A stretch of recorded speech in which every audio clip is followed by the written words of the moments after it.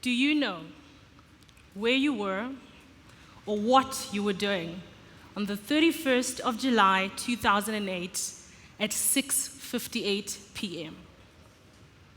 Probably not. I know exactly what I was doing. I know where I was standing. I know what I was wearing when I received a phone call that changed my life forever. My father was dead. My mother was in a coma. It was a head-on collision. A drunk driver had driven straight into my parents' car, and my father passed away on impact. My mother was in a critical condition in the ICU. For the next 8 days, my brothers and I had to learn to navigate the delicate balance between mourning for our father and being hopeful that our mother would live. My mother did not live. We were at our father's funeral, ready to join the funeral procession to the cemetery, and we were called into a room where they told us that she had died. My world was shattered. I was broken.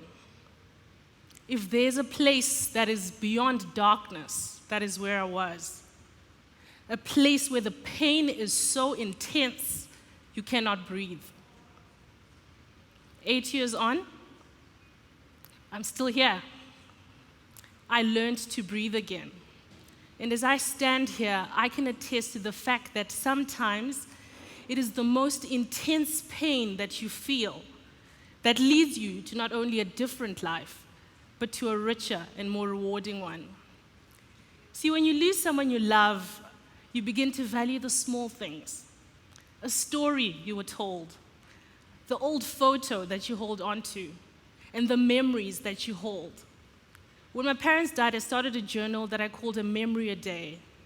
I didn't want to just wallow in the grief. I wanted to hold on to the beautiful memories that I had for the years with my parents. My grandfather was an avid storyteller, and he loved gathering us as his grandchildren and talking to us and telling us stories of old.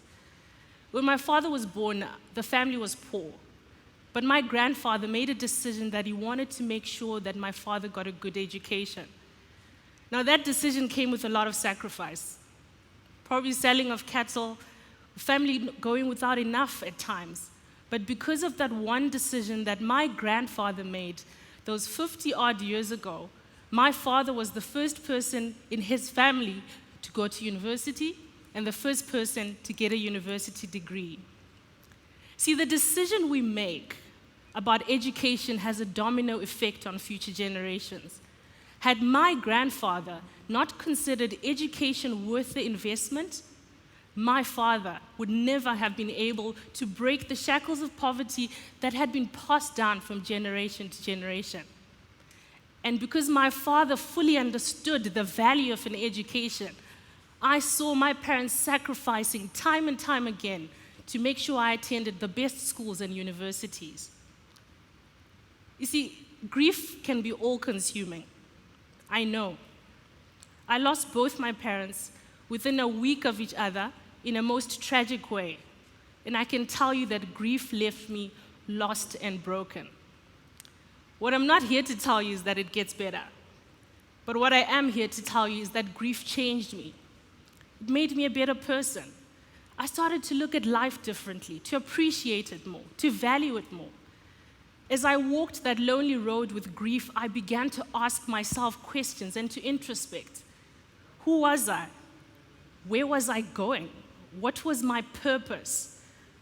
I was practicing human rights law at the time that my parents passed away, and given the nature of my work, my clients suffered gross injustices, so I had learned the art of strength in the face of adversity. I had to be strong. I had no choice. Because to my clients, I was the beacon of hope. As I walked that lonely road of grief, I thought about my clients a lot, and I imagined what would they do if they were faced with the situation that I was in. And then I realized that no, for most of them, grief, hopelessness, despair, the very emotions that I was going in was all that they knew. See, my clients were all very poor. And I realized there was such a common thread and a link between the state of poverty they were in and and the injustices that they faced. The majority of them had 3 primary characteristics. They were poor, were illiterate, they had no understanding of their rights, and essentially, they had no voice. I realized that if I do not stand up and begin to speak on behalf of those who cannot speak for themselves, then what am I doing? You see, I was broken, but I was not stranded. I had options. I had 2 degrees in hand, and I could make something of myself. But I realized that I had to be that voice. You need to realize that so many have been left behind. As we speak now, 44 million Africans remain in extreme poverty. 33 million African children are still out of school. 153 million Africans, that's about 30% of the adult African population, still lives in extreme poverty. All these challenges have one thing in common: poverty.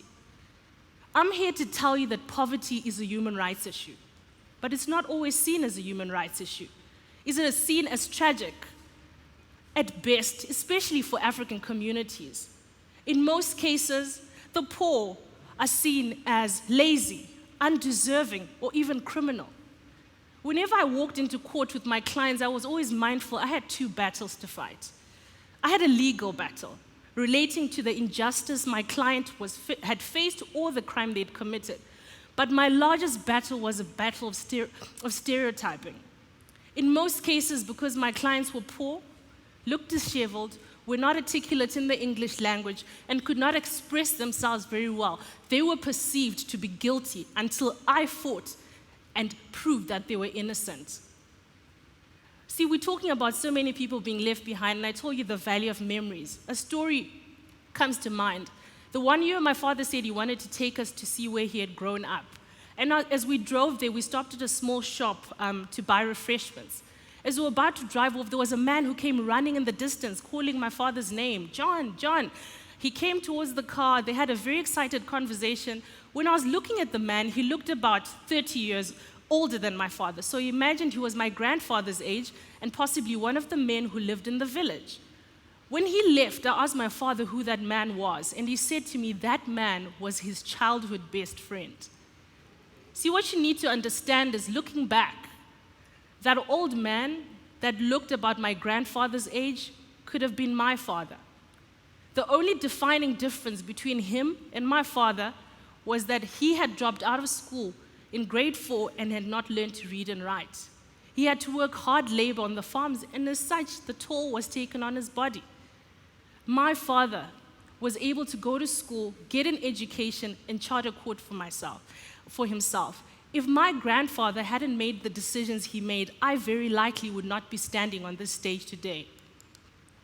You see, quality education for the poor is not a gesture of charity. It's an act of justice.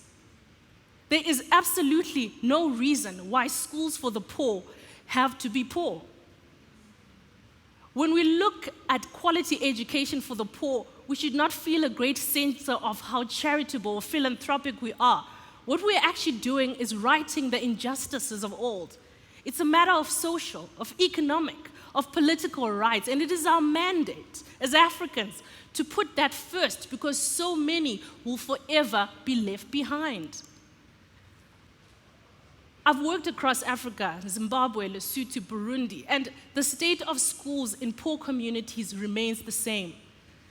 Students are learning under trees, sitting on rocks. No classrooms, no desks, no chairs. I'm sure you can hear I'm very passionate about this.